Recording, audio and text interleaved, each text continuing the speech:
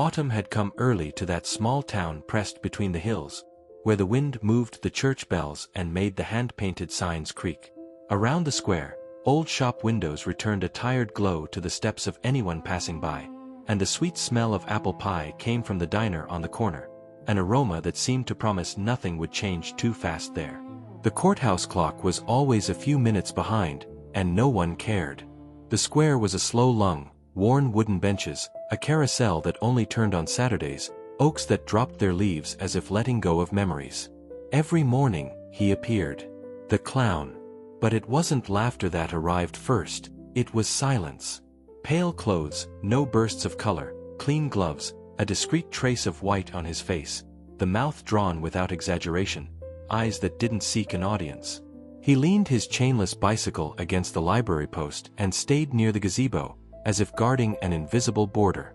Boys watched him from afar, mothers greeted him with a small nod that needed no words, and he answered with the gentlest gesture, "I'm here," that lived in the movement of his shoulders. That day, the town felt suspended. A truck stood still in front of the warehouse, engine off but still warm. A window on the second floor opened and closed twice without anyone appearing. Inside the diner, the waitress changed the radio station, and in the brief static between songs, a voice could be heard calling a name, not urgent, not joyful. The light was too white for late morning. The shadows beneath the benches were deeper than usual. Small things like that. He noticed. Not as someone sensing danger, but as someone who hears the water before seeing the river. His eyes followed the smallest movements, a boy crossing the square with a book held tight to his chest, a tall man walking the block without looking to either side, the door of an old house closing without a sound.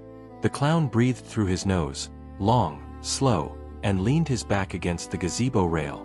The town moved past him, and he didn't move. What changed was inside. The boy was small for the backpack he carried. His hair stuck to his forehead, a cold sweat that didn't fit that breeze. On the book's cover, a spaceship, half hidden by his thumb. He didn't run. He walked with stubborn steadiness, as if every step were a decision. When he passed the warehouse, he hesitated. His eyes pulled toward the dark side of the building, where a metal door had its paint peeled away. There was no sound, only the echo of something that must have fallen minutes before. He held the book tighter and kept going. At the edge of the square, the clown straightened his posture. His knees drew a perfect angle. He didn't smile. The breeze lifted a loose strand of the boy's hair. A dog lying in the sun raised its head, alert to nothing. The waitress stacked glasses, barely making a sound, her hands slower than usual. Someone across the street shut their blinds. Silence grew like a sheet being stretched. The boy stopped in front of him. It was the first time he'd been that close. His eyes were red, not from open crying, but from a vigil that had lasted days. His breathing was short and controlled, and it took him a full moment to find the clown's gaze. No questions. The clown lowered his head just slightly, enough to fit into the boy's line of sight.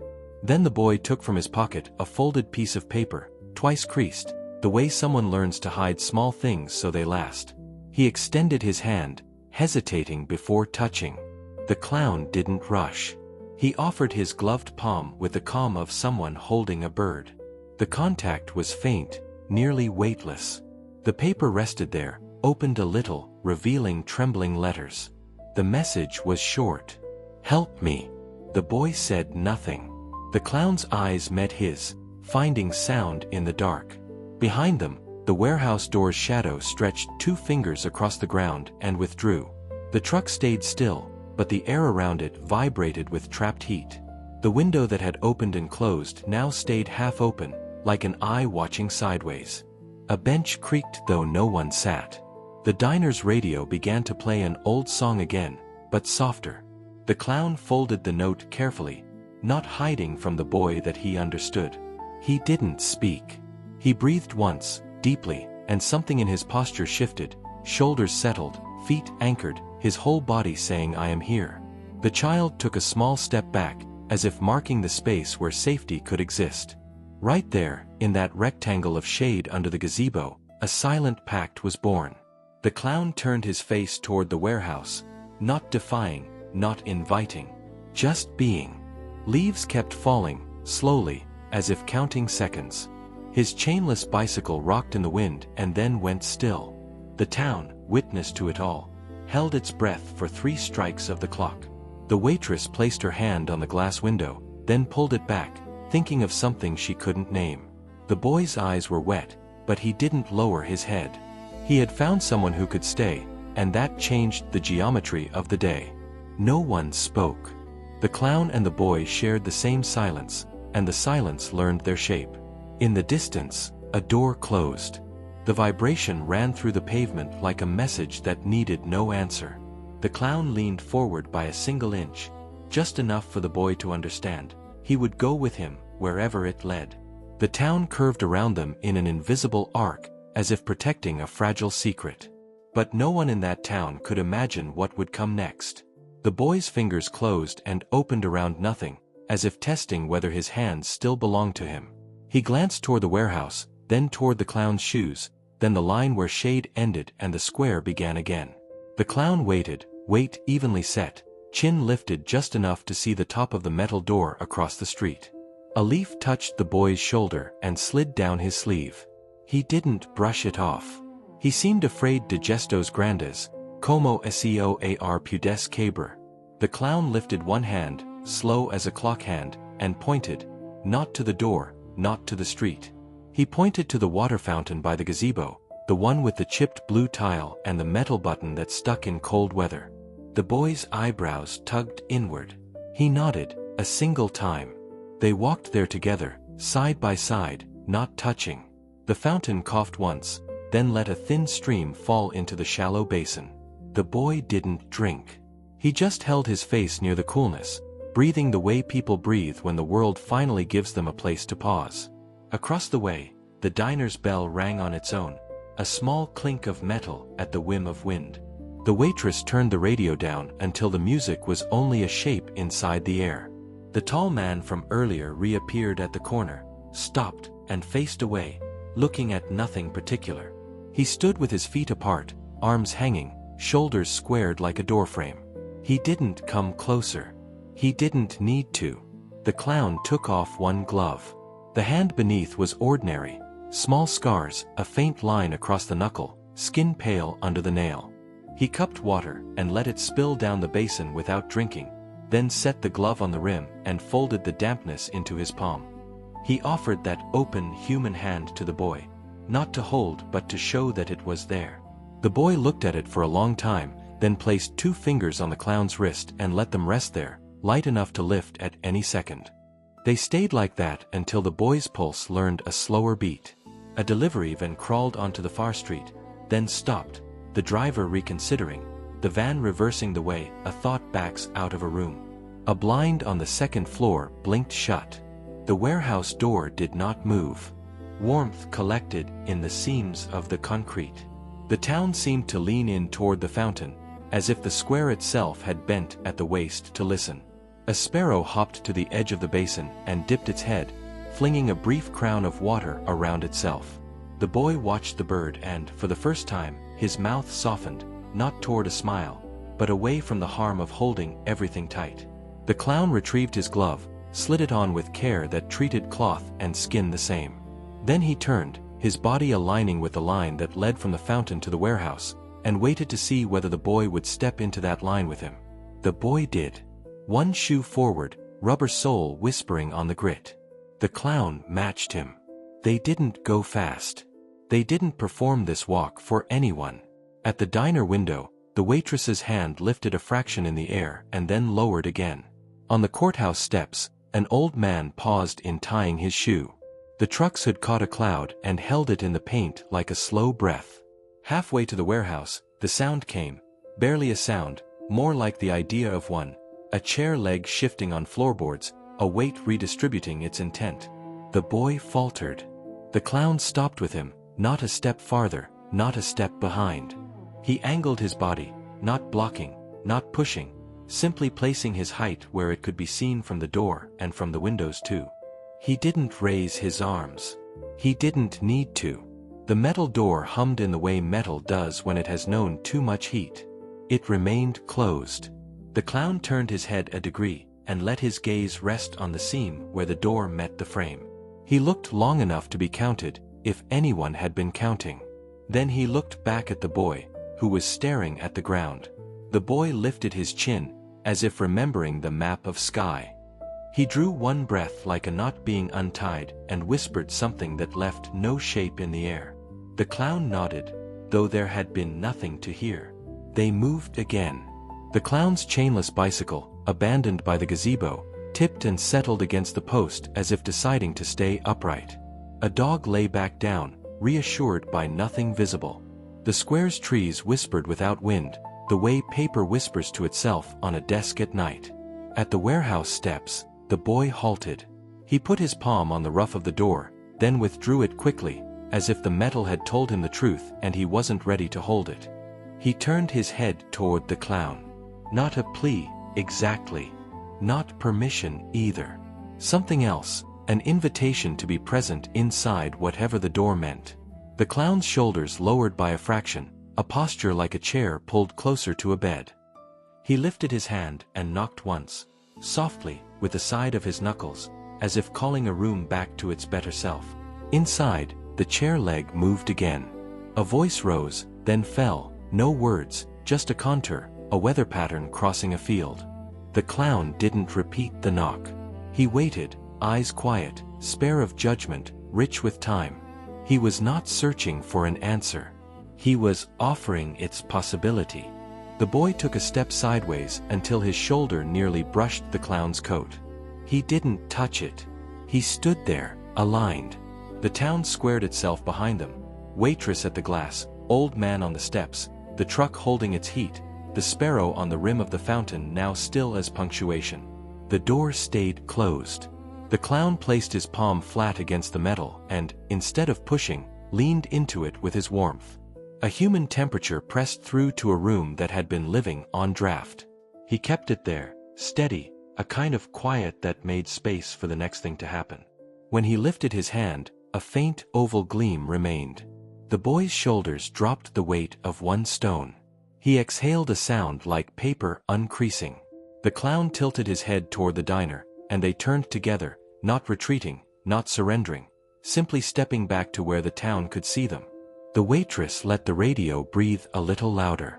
The old man finished his knot and looked up at the sky, surprised to find it still in place. They walked to the far edge of the square where grass pushed up against a low fence, and beyond it an open field began, winter stubbled and forgiving.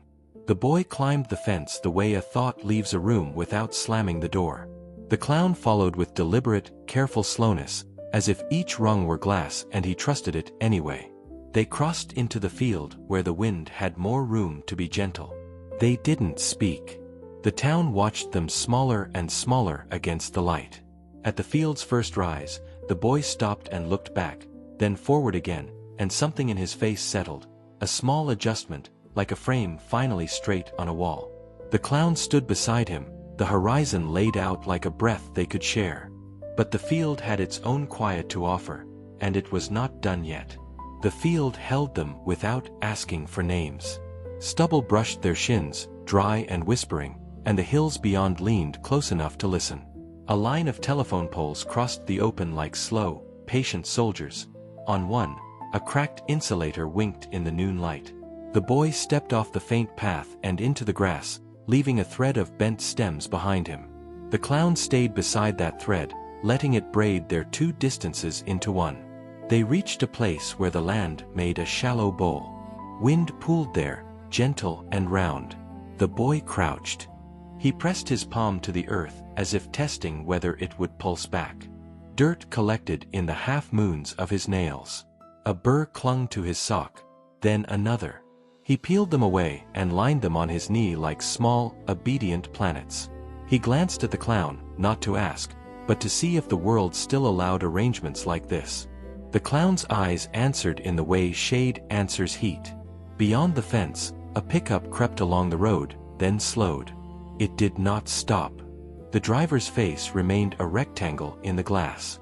The truck continued, more careful than a minute before. Somewhere behind them, faint as a thought, a screen door rattled once and settled. The noise belonged to a house they could not see. The clown knelt. His gloves gathered the light, made a pale harbor for everything that trembled around the boy. He reached into the inside pocket of his coat and brought out a small object, wrapped in brown paper gone soft with time. He unfolded it to reveal a cheap tin whistle, dent along the side, the whole edges bright from years of fingers. He didn't put it to his mouth. He set it on the boy's palm and closed the boy's fingers with a care that respected refusal. The boy didn't pull away. He held the whistle like it was both fragile and ordinary, which is to say, like it was true. They stayed in that bowl of land until the square's clock dragged its lagging hour forward. The boy raised the whistle and let it touch his lower lip, then lowered it again. He tried once more, this time letting breath move without sound. The clown nodded, a nod that traveled only as far as the collarbone. Slow, the boy brought the whistle to his mouth and sent a thin, wavering thread of note into the day. It was not melody. It was a direction. The wind took it and did not scatter it. It curved, as if the air had been waiting for a map.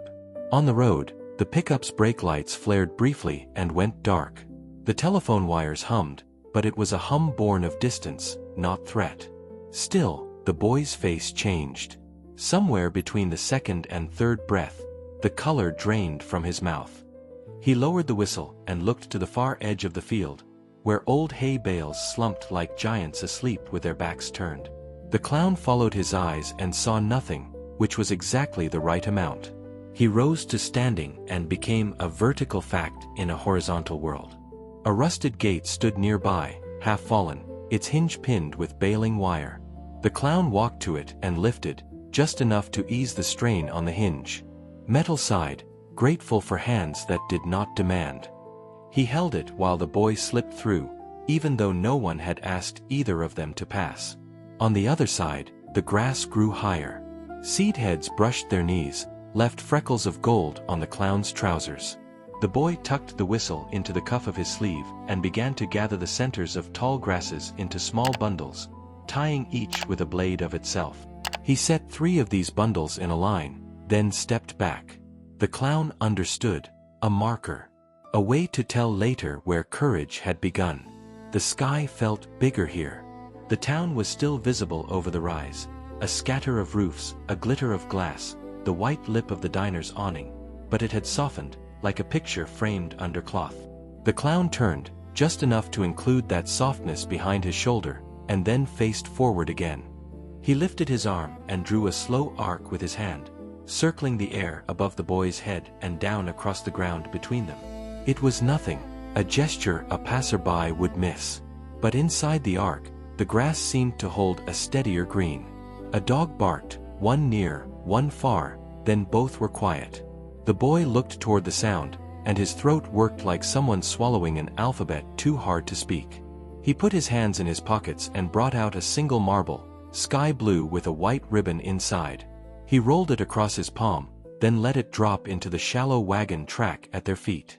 It followed the gentle slope and came to rest against the clown's shoe. The clown did not move it with his foot. He bent instead, picked the marble up, and placed it back in the boy's hand, closing the fingers again. The boy closed them tighter, as if practicing keeping what was given. From the edge of the field, a figure appeared. Not the tall man, not exactly.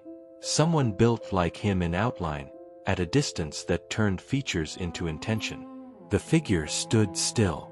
It had the stillness of furniture in a room you enter after a long time away. It did nothing, which was plenty. The boy's shoulders rose and stayed. The clown didn't look away from the figure, but he offered his other hand, palm broad to the boy without insisting. The boy stepped closer until cloth almost met cloth. He did not touch.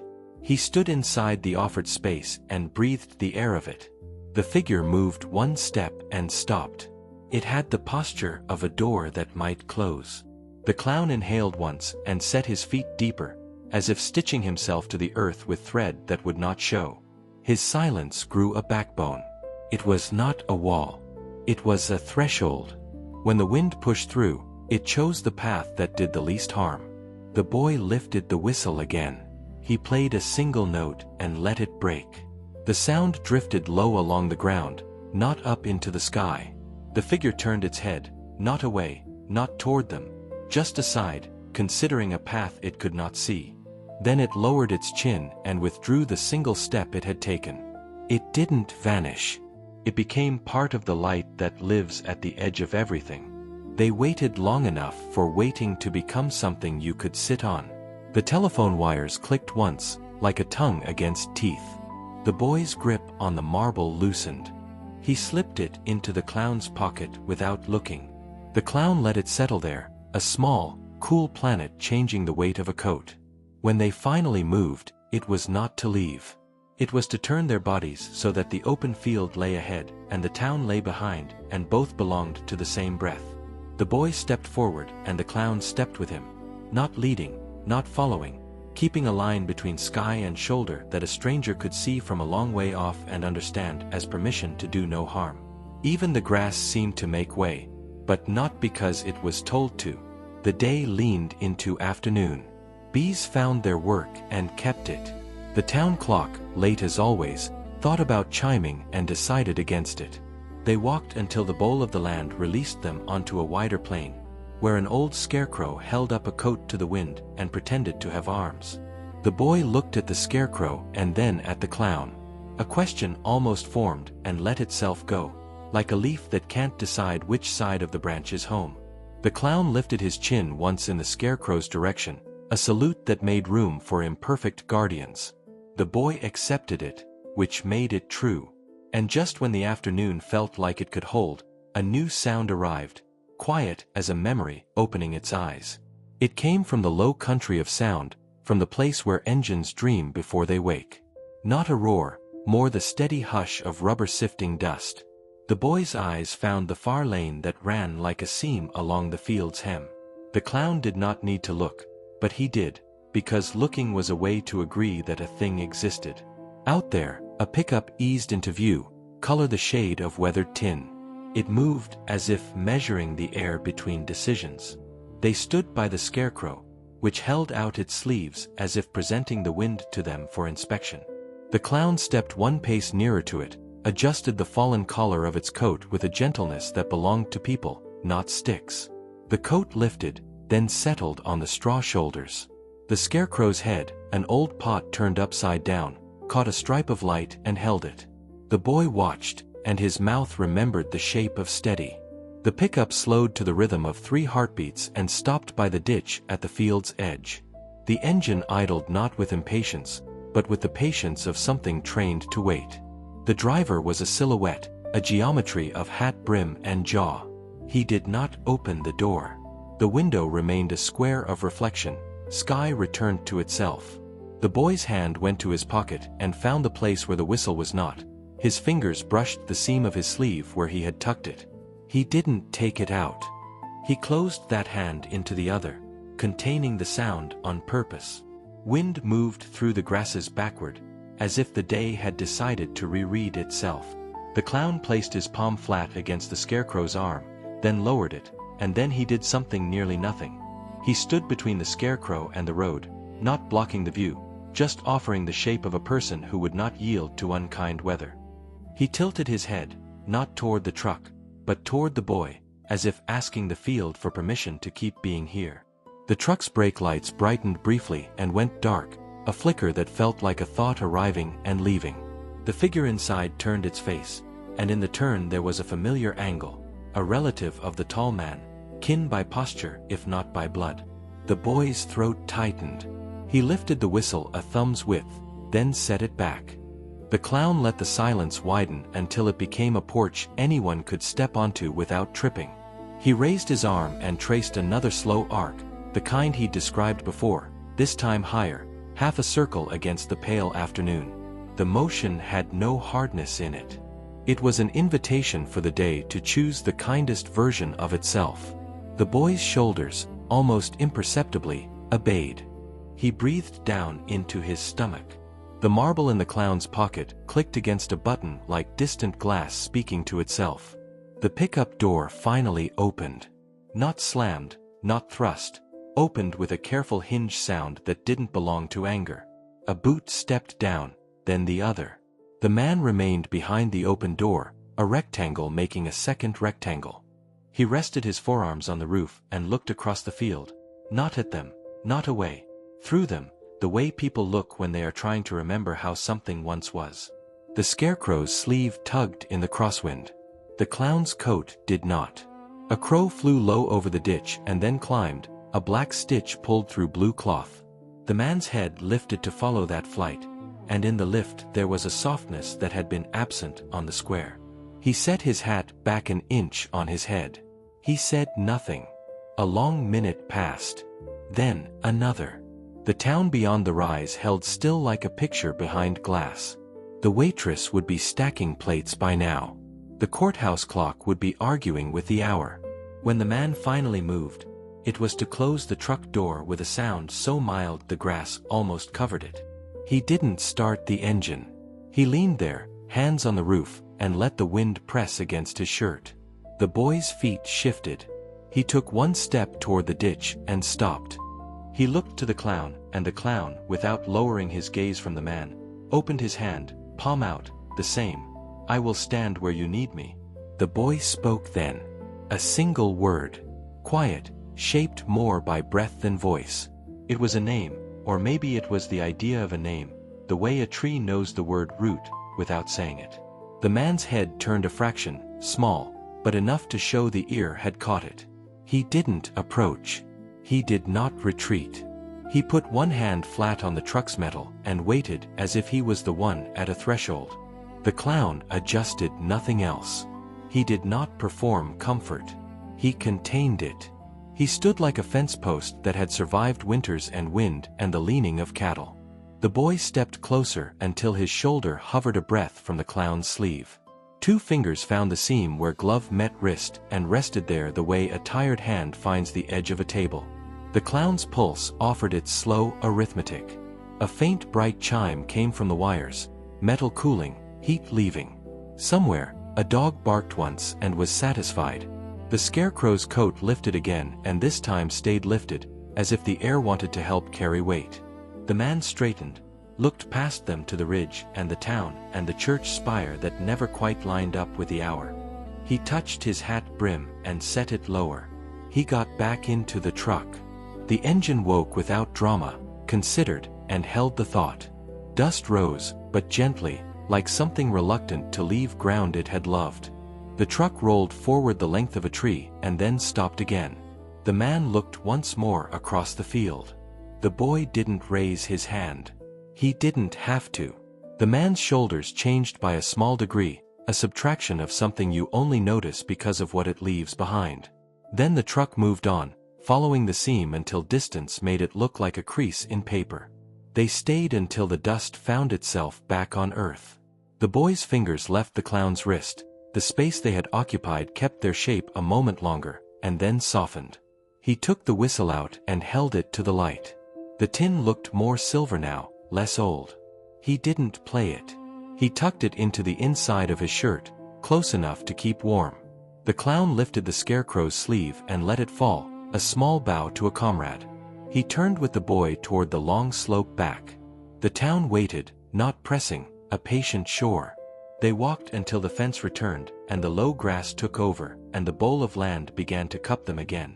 When they reached the place where the 3 tied bundles marked courage, the boy added a 4th without tying it, just gathering the stems and laying them down.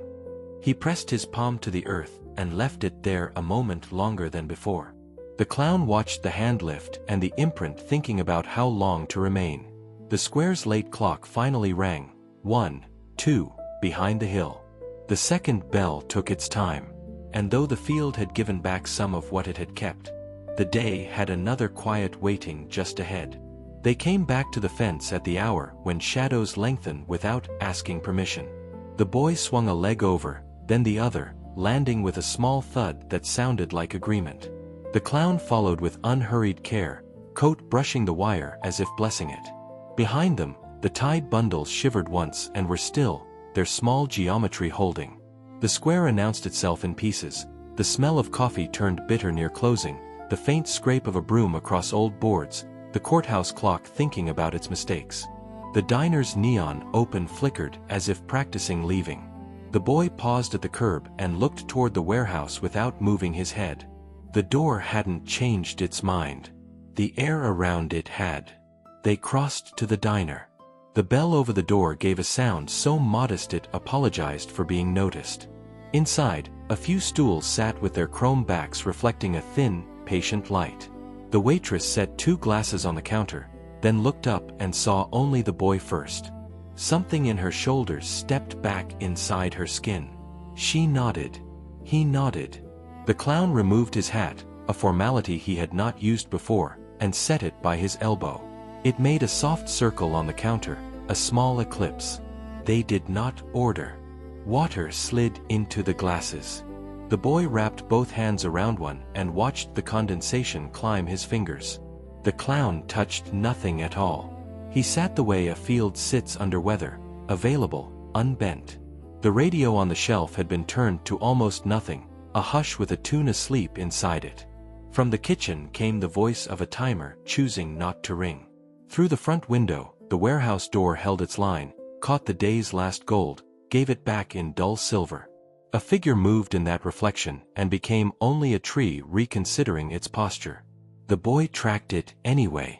The clown turned his head a fraction, enough to set himself between the boy and the glasses' idea of threat. He did it without standing, without making the doing a public act. If anyone were counting kindnesses, they would have missed this one. A man at the end booth cleared his throat and didn't speak. His coat was folded beside him like a tired dog. He rose to go, stopped, looked at the clown and then at the boy, as if checking the weather in 2 directions. He put $1 under the salt shaker and left, no bell sounding now, just the soft suggestion of a hinge behaving. The waitress slid a plate of pie toward the boy and then stopped it with 2 fingers before it slid too far. "For the road," she said, but so gently the words hardly collected. The boy looked at the pie as if it were a map he could follow with a fork. He didn't touch it. He took the tin whistle from his shirt and placed it on the counter. The waitress blinked at it, then at him, then at the clown. She nodded once, a pact that needed no terms. Outside, tires moved across gravel and chose a place to rest. The boy's breath hitched. The clown did not look away from the water glass's rim catching light.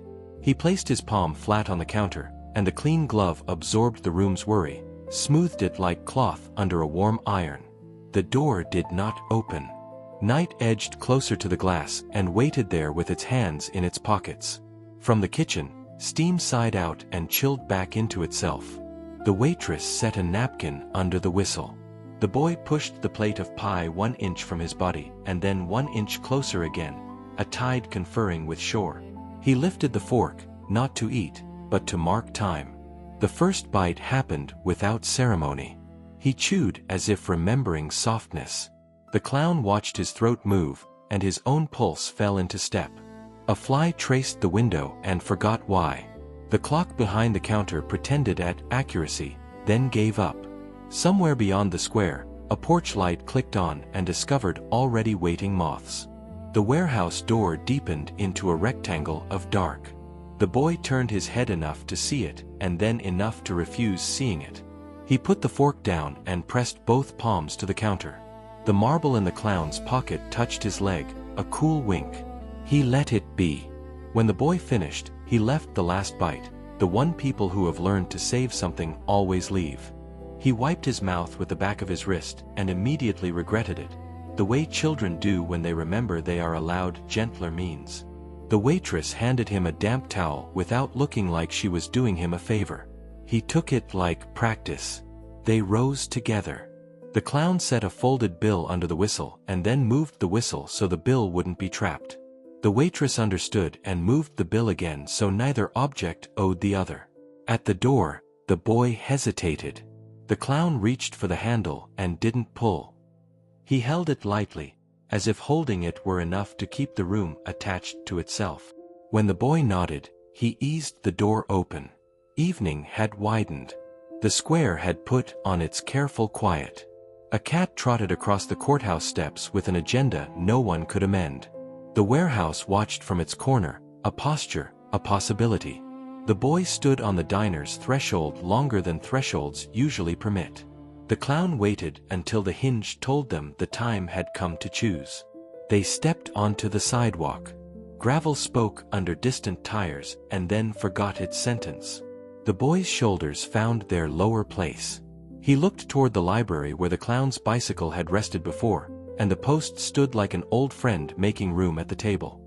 He looked back at the clown, and whatever passed between them did not require spelling.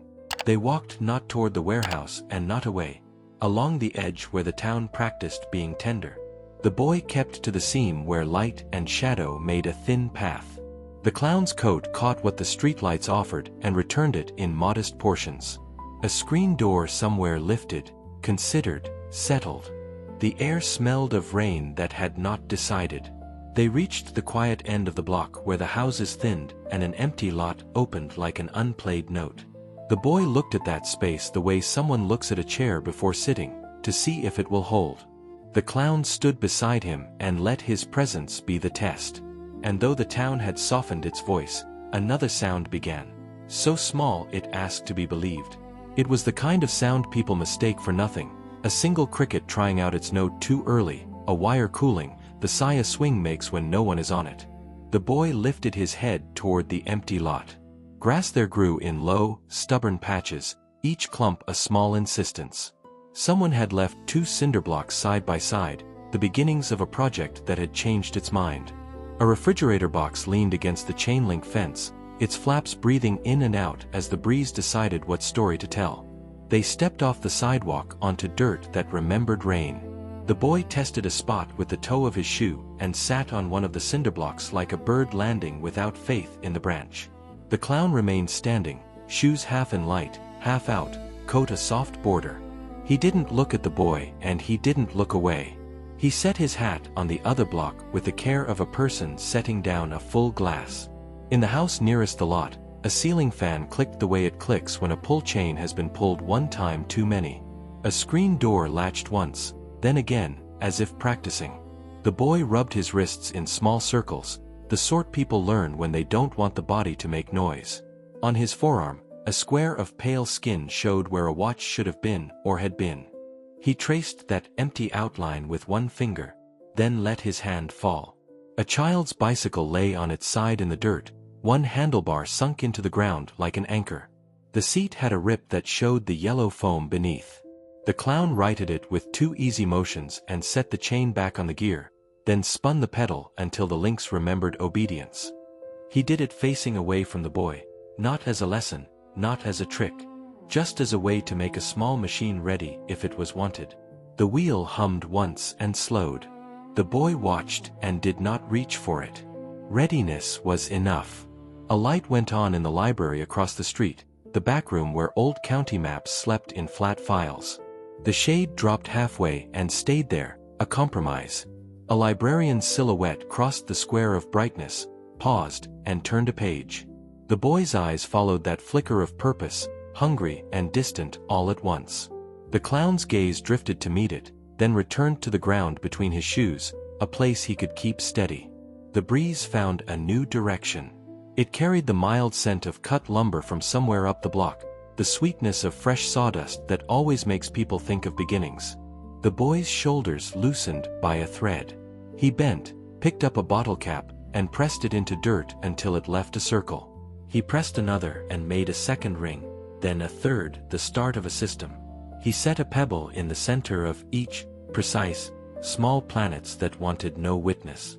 The clown's hands rested on the crown of his hat where it sat on the block, thumbs meeting, a bridge for nothing to cross. On the far curb, a sedan rolled to a stop. No headlights yet, the hour not requiring them. The engine ticked without heat. From inside came the faintest glow of a dashboard. No one got out. The boy's back went straighter and then still. The clown shifted 1 foot the distance of a leaf. It put him not between the car and the boy, but in the line you draw on paper when you're not sure how to finish a shape and you don't want to force it. The sedan stayed a paragraph away. Its presence turned pages quietly. A dog came to the fence, put its paws on the chain links, and considered. It didn't bark. It lifted its nose and made a question in the air, then answered itself by leaving. The boy smiled without light, the ghost of the practice seen at the Scarecrow. He reached into his pocket and brought out nothing, finding only the absence of the whistle he'd left on a napkin, a clean absence. His fingers curled around it anyway. The clown's breath slowed, audible only because everything else agreed to hush. Clouds laid down in long bands. One streetlight buzzed alive before the others, an overeager friend. In that yellow pool, dust made itself visible and then forgot to. The boy pushed his heel into the dirt until a small trench appeared. He dragged it into a line that met another line, then stopped.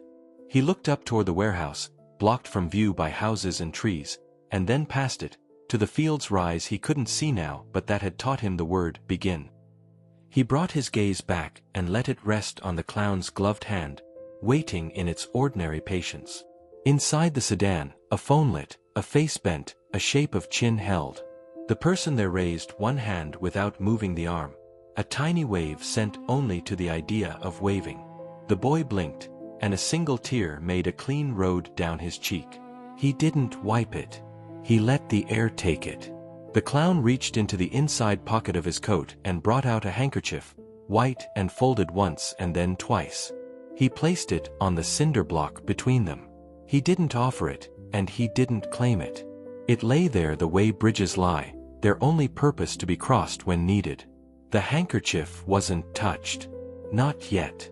The boy's breathing evened. Somewhere, the courthouse worked up the courage to be wrong about the time again. It was nearly evening, or exactly, or something near enough. The librarian turned off the backlight. The window went blank, showing only the town looking back at itself. The sedan's engine turned over and then did not commit. It quieted. A woman's voice came and went through its open crack, the syllables without edges. The boy tilted his head, a listening that hurt less than before. He placed his palm on the dirt rings and flattened them, erasing or completing, it was hard to say. He set the pebble from the center of the last ring on top of the folded handkerchief and left it there, a small claim staked in gentleness. The clown lifted his hat and put it back on. The motion was not a closing, it was a readiness that kept its softness. He angled his body toward the street, the way people do when they are willing to meet a thing halfway but won't go farther than the truth. The boy stood. He smoothed the front of his shirt once, then again, then left it alone. Together they walked back to the sidewalk, and the lot resumed being an unfinished thought that might yet find its ending. They paused at the curb. The sedan did not move. A porch light across the way clicked on and discovered nothing in particular. The boy exhaled with his mouth closed, a sound like paper folding itself. This town held its breath with them, as if breath were a tide we could schedule. And the night, patient as a road without traffic, kept something quiet in its pocket a little longer. The first rain came not as a storm but as permission. It began with a smell, the faint metallic breath of dust remembering water. The boy lifted his face before the drops had even found him. The clown did not move, he simply removed his hat and let the gray evening rest on his hair. Across the street, the sedan remained idling, the faint red of its taillights softening into fog. They stood by the curb, waiting for the rain to decide what kind of truth it wanted to tell. The boy's shoulders drew closer, not from cold, but from the weight of release. Water found his collarbone and disappeared. The clown turned his hat in his hands once, twice, as if measuring the distance between silence and sound. The first thunder was only a breath, rolling low like someone turning over in sleep. Porch lights blinked awake down the block. The square's old clock, confused by the shifting dark, chose to strike the hour early, its voice warped by moisture. The echo bounced through the courthouse windows and died in the diner's awning. No one answered. The boy looked toward the diner. Through the window, the waitress moved in slow outline, flipping chairs onto tables, her apron strings hanging loose. The whistle still rested on the counter, right where he had left it, light catching its edge like memory waiting for a name. She stopped, seeing them through the glass, and lifted her hand halfway, uncertain if this counted as goodbye. The clown nodded once, small and deliberate, the kind of nod that ends a prayer. The boy returned it, though his eyes had already begun to look somewhere past her. Rain gathered speed, tracing the air into long, visible threads. It softened every hard thing. The edges of cars, the harshness of curbs, even the warehouse door, which now looked less like a threat and more like a bruise healing in slow color. The clown placed his hat back on, pressing the brim with both palms, sealing something private between him and the sky. They began walking again, the kind of walk that belonged to no particular direction. The boy's shoes left dark prints that quickly filled with reflection. The clown's steps matched his, never leading, never following, just keeping the rhythm of a world learning to be gentle again. At the corner, they passed the library. The shades were down, but one window glowed with the thin persistence of a desk lamp left burning by accident or by hope. On the steps sat a stack of returned books, already beading with rain. The boy crouched and brushed a hand across the top one. It was open to a map, rivers drawn in faded blue, towns with names that sounded like promises too small to keep. He closed the cover, careful, and stood. The clown tilted his head toward the lamplight, then away, letting it remain someone else's vigil. They crossed the square. The fountain, still and shallow from summer, received the rain as if recognizing an old friend. Ripples spread, making the reflected courthouse tower tremble, breaking and rejoining itself with each drop. The boy watched until his face appeared alongside the reflection of the tower, his outline moving where the stone did not. A small sound came from him. Not quite a sigh, not yet a word. The clown's gaze shifted down, then up again, searching the boy's profile for the space where silence ends. He found it, and stayed just outside it. Lightning flashed somewhere beyond the ridge, bright enough to draw the field in memory. The boy blinked at it, then turned to the clown. "It's quieter now," he said, the first complete sentence in days. The clown's expression did not change, but something loosened beneath it, a weight setting itself down. He reached into his pocket, the one where the marble slept, and brought it out. The rain made it slick. He held it open on his palm. The boy looked at it, at the small planet of color, the white ribbon inside trembling underwater. He took it without hesitation, closed his fingers around it, and let his hand fall to his side. Across the street, the sedan door opened. A woman stepped out, umbrella raised, her outline dissolving in the rain's pale curtain. She did not come closer, but she stood, motionless, the umbrella trembling once as if reconsidering. The boy saw her but did not flinch. He lifted the marble in his hand, just enough for the streetlight to find it. The woman's breath caught, though it was too far to hear. Her hand, empty now of the umbrella, rose slightly, fingers unfolding the way petals do when they've been waiting for sun. The boy lowered the marble again. The clown's hand found his shoulder, a weightless touch, steady as gravity choosing kindness. Rain kept falling. The woman did not move forward or back. The boy took one step toward her, the sound of water on pavement masking everything but courage. Then he stopped, not out of fear, but because the moment was already complete. The clown's hand stayed on his shoulder until the tremor in his body steadied. The boy looked up at him, eyes darker now but clearer. Behind them, the courthouse clock began its second attempt at the same hour. The chime carried through the square, mixed with the hush of rain, and folded itself into the distance. The woman closed the umbrella and held it by her side.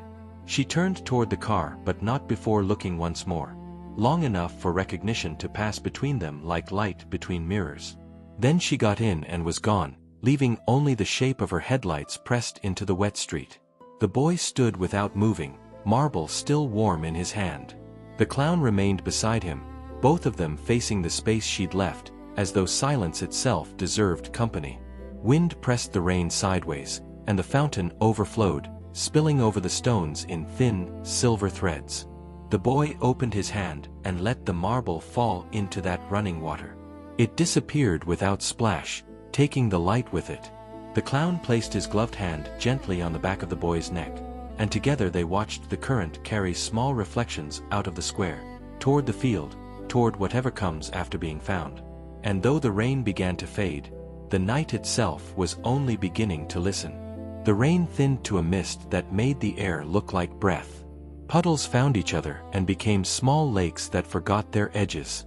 The boy's hair stuck dark to his temple, The clown's coat held a deeper tone, the fabric drinking what the sky surrendered. They didn't leave the square. They drifted within it, as if pacing a room too honest to abandon. At the fountain, the last ripples went out and did not return. The boy leaned on the lip of stone with both hands. He looked down where the marble had vanished and saw only the pale shape of the courthouse tower, chiseled and trembling. He straightened. The clown tipped his hat back a fraction, enough to lift his gaze into the middle distance where the day and night were trying to trade places without making a scene. Across the street, the library lamp went out for good, and the window became a mirror. In it, they were two silhouettes, one tall, one small, standing a shoulder apart. A stray dog trotted through the image, tail lowered but loose, pausing to drink from a shallow in the curb. Rain gathered on its whiskers. The dog glanced toward them, convinced by their stillness, and returned to its route with no need to be brave. The warehouse door remained a cooler dark in a block of darks. Nothing moved there, which was its way of moving.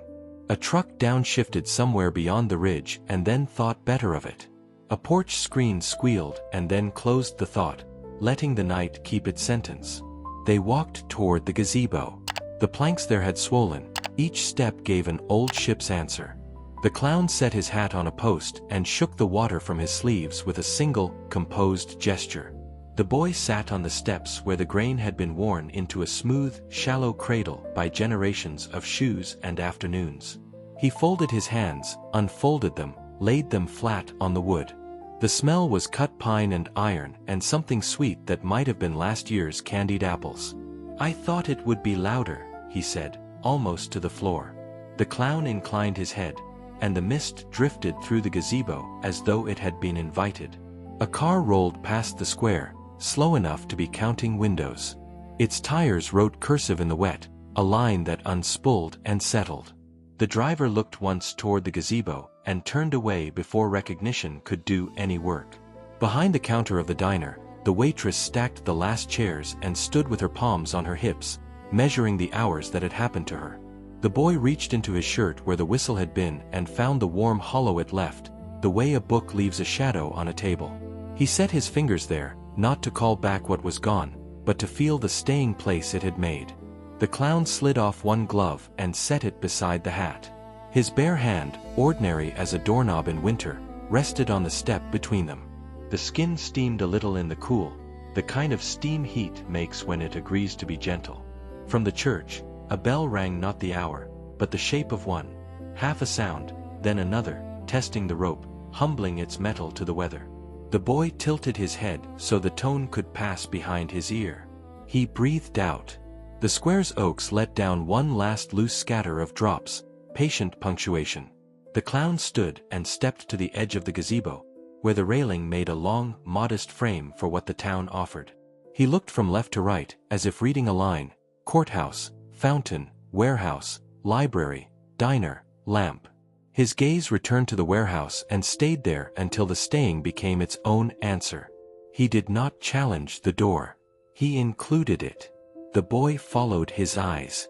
For the first time, he took a step that faced the door as a fact and not a verdict. He stopped under the gazebo's trimmed eave, where rain signed its name along the shingles and fell in tidy threads. He spoke without volume. "It's not as big now." The clown did not smile, but something in his posture said relief, the way a field says water after a long month. A figure crossed the far end of the square under a too small umbrella, shoulders hunched against weather more from habit than from need. It hesitated by the warehouse corner and then kept moving, shoes making that wet kiss sound on old brick. A light went on in an upstairs room and showed no person, only the posture of furniture remembering company. The boy watched until the light steadied into background. He stepped down from the gazebo. The clown stepped with him, a measure behind, a measure beside. They cut a path toward the quiet end of the block, the place where the empty lot had breathed them earlier. The mist had turned to beads on telephone wires, commas waiting patiently in a sentence too careful to rush. At the library steps, a stack of returned books had taken the rein. The boy chose the one on top because it was there, because its spine did not defend itself. The cover showed a river running between hills that could have been theirs if you listened hard enough. He lifted the book, and the water let go of it in a sheet. He looked to the clown. The clown nodded, as if to say, "You may carry what you can." They went on with the book between his hands, like a shallow boat. When they reached the lot, the cardboard box by the fence had sagged into its new truth. The 2 cinder blocks had grown modest halos of wet. The boy set the book on the block where the hat had rested and opened to the middle. The paper had swollen, map lines soft and forgiving. He found the page with the river and traced it with one finger, a pilgrimage meant only for that moment. The clown stood so the wind could not rearrange the map's voice.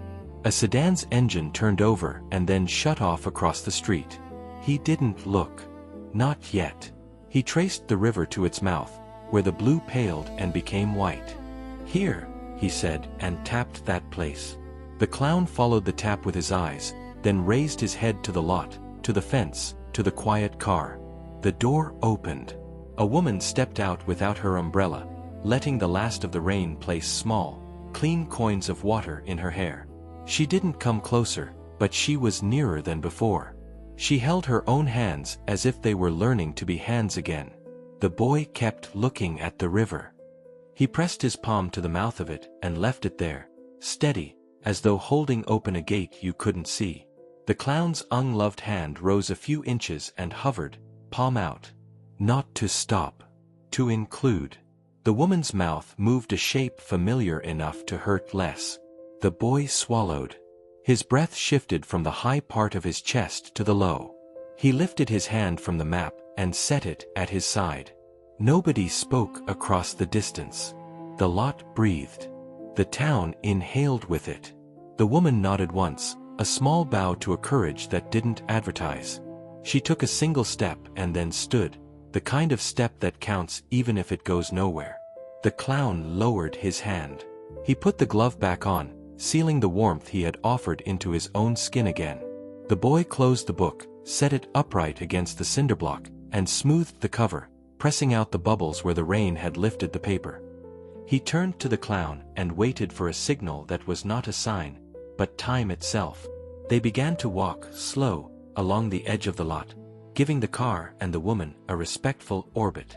The boy did not hurry and did not stall. He had the pace of a person who had found the middle of his own step. The clown matched him, coat gathering the soft light, hat brim shedding the last, polite drops. Behind them, the book stood, drying by degrees, the river inside it learning a new way to lie still. Ahead, the street bent slightly toward the field road, a shape they knew by heart now. The town uncurled around them in small kindnesses, a curtain lifted, a porch light clicked off, trusting the dark. The diner sign slept without complaint. They reached the corner where the paving thinned to gravel, and stopped without needing to decide. The boy looked back once, not at the door, not at the car, but at the gazebo's outline standing guard over the square. Then he faced forward. The night held, soft and adequate, as if it had been tuned to their lungs. And somewhere just beyond that bend, the dark kept a promise neither of them had asked for yet. Gravel accepted their steps and gave them back as a softened echo. The rain had become a memory clinging to the air, a coolness that threaded its way under collars and inside sleeves.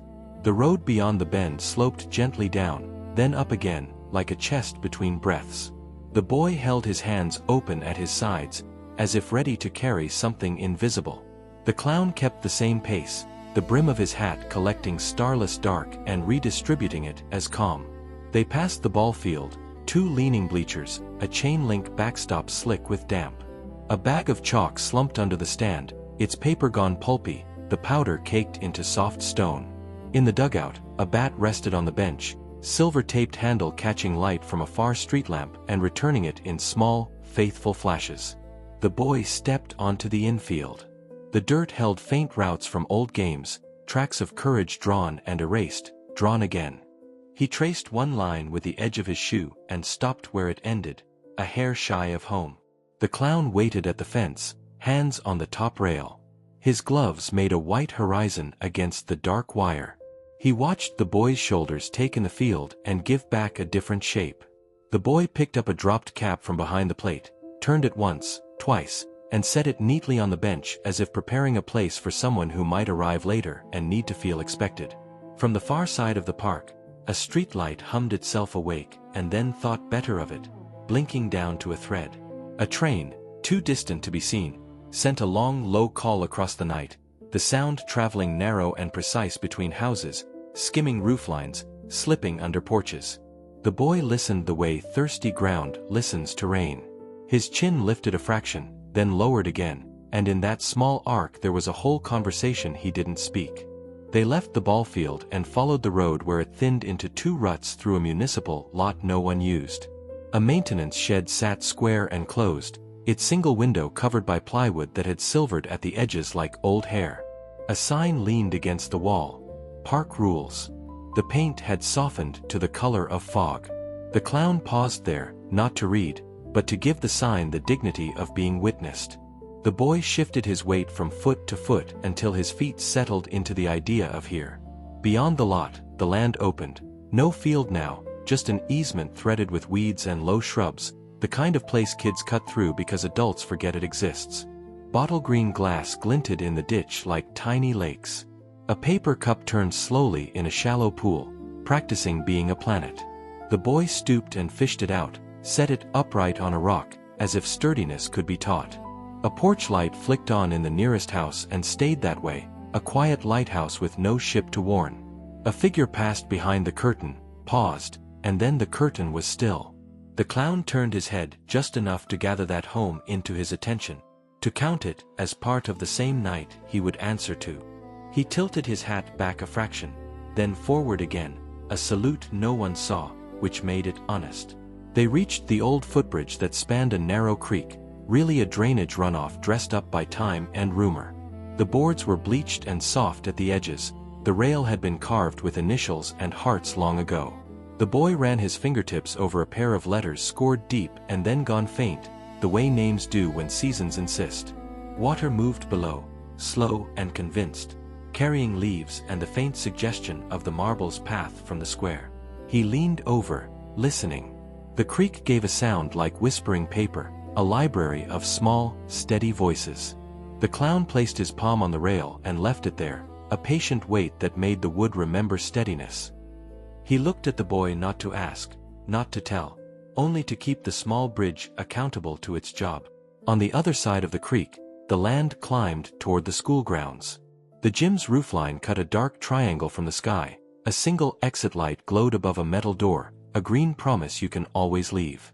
They drifted that way, not to go in, but to be within sight of something sturdy built for many. The asphalt there kept the day's heat longer. It radiated a thin warmth that reached their ankles like a sleeping dog nosing closer. The boy stopped at the painted half-court circle, its white arc interrupted by a crack that had widened season by season. He set his foot on one side of the crack, then the other, then straddled it, a boy bracing a small tectonic plate that had nothing left to prove. The clown stood at the free-throw line, the outline of a man who would not take the shot but would stand through every miss. Somewhere, a late janitor rattled a cart, the metal clatter softened by cinder block walls. A soda machine rumbled to life and thought of sleep again. The boy tilted his head toward the sound, smiled at its ordinary promise, at the way red lights glowed on buttons that offered sugar and choice and the gentle tyrannies of exact change. They sat on the curb together, the gym behind them, the creek below, the square somewhere in that angle of darkness to their left, the fields rise a memory at their backs. The boy drew lines on the damp curb with the side of his shoe, small diagrams of rivers and roads and a school bus route only he knew by heart. He added a rectangle and a smaller rectangle inside, a door and a window, and then left them unclosed, as if air needed a way through. The clown took his hat off and set it between them. He lifted the glove from his right hand and placed it inside the hat, then the left glove, folded once. His bare hands rested open on his knees, the way people's hands rest when they have decided not to carry anything else that isn't theirs. He breathed with the slow steadiness of distant wheat. From the town, faint and late, the church bell gave a single note, as if it had woken to check the hour and, finding no one to answer, went back to sleep. The boy leaned his shoulder into the clown's sleeve, not a lean of collapse, a lean of measure. He stayed like that through 2 breaths, then 3, then sat upright again.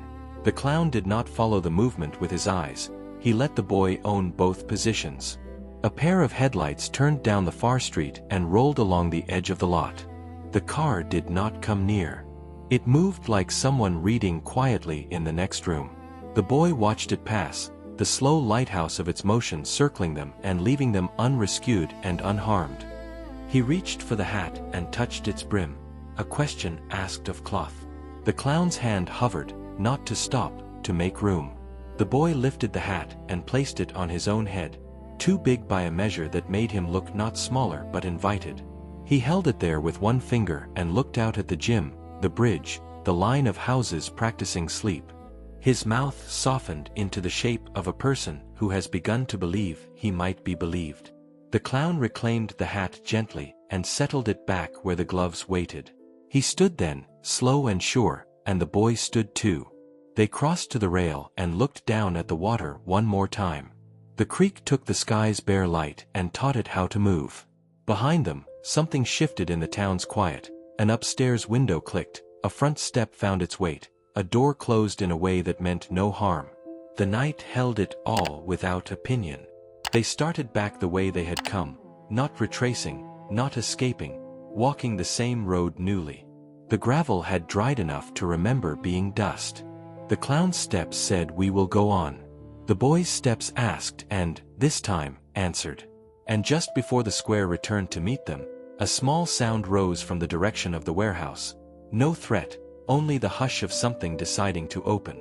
The square received them the way a porch receives footsteps it recognizes. Puddles held scraps of cloud like folded letters. The courthouse tower wore a dull shine. The fountain murmured to itself in the key of after rain. From the warehouse corner came that hush again, the sound of a thought loosening its grip. The boy stopped.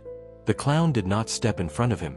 He stepped alongside, their shadows arriving together on the wet pavement. The door had opened an inch, then two. No face, just the live dark of inside air, warmer than the night, breathing out a faint dust and oil scent. A chain settled on itself, links remembering their own weight. Across the street, the diner's sign flickered twice and steadied. Inside, the waitress, coat on and keys in hand, moved toward the counter as if something had asked her to wait. The boy's hand hovered near the seam of his shirt where the whistle had been, then fell. The clown opened his palm, low and quiet, the way you open a gate and keep your fingers clear. They stood like that: door, boy, clown, town. 4 points in a shape that wanted to be named without anyone having to say it out loud. A low voice came from the door. Not a word, more the contour of one. It rose and collapsed, the way a porch board gives and returns. The boy's shoulders lifted, then held, then sank, the exact measure of weather rolling through a field. He took a half step, and the clown breathed with him, a tide keeping time. The door did not open farther. The dark inside did the moving. From the gazebo, a single drop fell from the eave and broke itself on the steps. The librarian crossed the square with an umbrella turned backward by wind, shook it gently, and went on. A dog trotted up, sat with its back to them, and pointed its nose toward the fountain, refusing politely to witness too closely. The boy raised his hand, not high, not pleading, just a hand, sturdy and human, palm forward. He held it there, and in that steady offering the square grew quieter than quiet. The clown let his own arm hang, but his presence thickened the air around the boy's gesture, a weather front of patience. Another small sound came from the door, a shoe adjusting, a breath that didn't know if it was welcome. The boy's hand didn't waver. He lowered it only when it had said enough. The waitress stepped out of the diner, reached into her pocket, and set the whistle on the window ledge where Rain couldn't find it now. She didn't look over. She returned inside and turned a single lamp so it faced the room, not the street. The light softened the glass, made a living painting of ordinary chairs. The door closed the width of a coin, then stopped, undecided. The boy glanced at the clown. The clown's eyes were steady on the hinge, the small bright circle around the pin, as if coaxing it to remember opening as a kind of kindness. He moved his weight forward by the distance of a breath, and the boy matched it. They were not advancing, they were refusing to retreat. Somewhere a radio, turned too low to be music, traced the outline of a tune. The courthouse clock, made humble by rain, elected silence. Tires whispered on the far road and forgot their sentence before the period. The boy spoke then, 2 words, a name folded inside the simplest permission. The syllables didn't travel far. They didn't have to. The door answered by becoming, for a second, less of a line and more of a threshold. The clown did not nod. He didn't need to. He lifted his hat a fraction and set it back, a pledge signed without ink. His gloved hand rose and hovered in the air between the boy and the door, shaping a room where harm could not sit. He did not touch the boy's shoulder this time. The boy did not require it. They stood with their chins level, and the town, seeing, lowered its own. A figure came into existence behind the door. Not a body yet, just the logic of one. A wider darkness inside the dark, the angle of a shoulder, the square of a breath held and released. The boy's mouth did not tremble. The clown's stillness told the room it could try again. The figure shifted, weight discovering a different foot, and the door opened another inch, careful as a hand unlearning a fist. The dog rose and moved to the fountain, drank without hurry. The whistle on the ledge caught a furnace glow from the diner lamp and gave it back in a thin silver line. The librarian's umbrella, forgotten on the courthouse steps, leaned in such a way that any wind could have taken it and didn't. All the small things in town agreed to stay where they were until this was finished. The figure's head lowered, the posture of someone searching the floor for what isn't there anymore. The boy breathed in and let it out the long way, carrying with it a year of nights. He took another half step and then no more. He was near enough now that the inside warmth reached him. He did not enter. He didn't have to. The air did the work. The clown's hand, still lifted, drew the gentlest arc. No bigger than a nod, a circle you might make in dust when you try to remember where a thing belonged. The hinge answered with a quiet that sounded like yes. The door didn't swing, it sighed. The figure inside didn't speak, it stayed. Sometimes staying is the loudest apology. The boy lowered his hand and let both arms fall, palms open. He turned a little, enough to bring the clown into his peripheral, to place that calm inside his field of courage. He breathed again. The square held that breath like a bowl holds light. They stood long enough that a new hour must have happened without announcement. The diner lamp burned, the courthouse windows cooled, the fountain returned to a small, practical voice. Finally, the door eased itself until it rested without latch, not closed, not open, offering morning a place to begin. The clown stepped back one pace and the boy with him. They did not turn away. The dog circled twice and lay down facing the door as if to keep watch, but not to guard.